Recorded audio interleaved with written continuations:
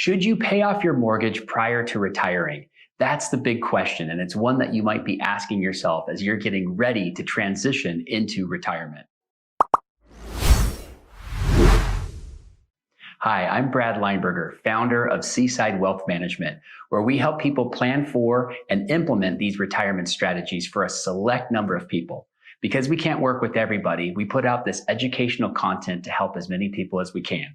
If you like this sort of thing, be sure to subscribe to our YouTube channel where we send out videos about once a week. Okay, back to the question. Should you pay off that mortgage prior to retirement?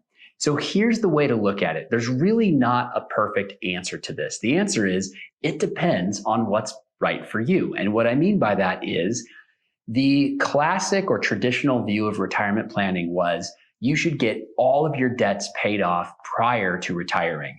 This creates a fantastic peace of mind and sense of clarity, and you don't owe anybody anything, and you're not beholden to anybody. Being debt-free is a wonderfully liberating way to live. On the flip side, in today's environment, you may have locked in an interest rate, refinanced your home recently and locked in a rate that is incredibly low. Maybe it's in the 2% range, maybe it's in the 3% range, but either way, it's generationally low. In fact, we may never see interest rates as low as we've seen them recently for the rest of our lives. So if that's the case for you, the question to ask yourself is, what's your comfort level around paying the bank back at a very low interest rate while you let your working capital continue to grow? Some people call that arbitrage, meaning you're borrowing the bank's money at very low interest rates. You're letting your money grow at presumably better interest rates than whatever you owe to the bank. And if you're comfortable with that strategy, it's a way to build wealth that ultimately can bless future generations. You can pass it down to the kids and grandkids.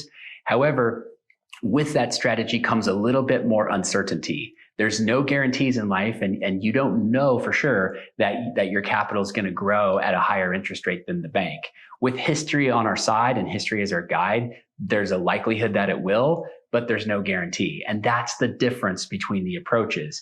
By paying off the mortgage, you assure yourself of an outcome. Basically, the rate of return on your capital for paying off your mortgage is whatever your interest rate is or was. So if you've borrowed money at 2.5% and it's all paid off, the return on your principal for paying extra and paying it off early is 2.5%. On the other hand, if you think you can do better than 2.5% by growing it in the capital markets, historically speaking, you probably can. But again, the future, no one knows for sure what's going to happen. So it's a little bit more uncertain. If you're comfortable accepting a little bit more uncertainty and ambiguity, then that strategy can work, where you continue paying your mortgage at the low interest rates and let your money grow for you. So again, it really depends on what's right for you. And the only way you can answer these questions for sure is within the context of an overall financial plan. And that plan needs to take into consideration your expenses, your lifestyle, all the things that you want to be doing when you're in retirement. Because after all, every day is Saturday. And on Saturdays, what do? We spend money. We go out to lunch. We play golf if you're into that. You could travel. You could go spoil the grandkids. There's all sorts of things to spend money on. So make sure that your financial plan has taken into consideration the life and the lifestyle that you want to lead. And then you also need to look at all of your income sources. You need to factor in inflation on your cost of living, as well as reviewing the ability to get cost of living adjustments on your income sources.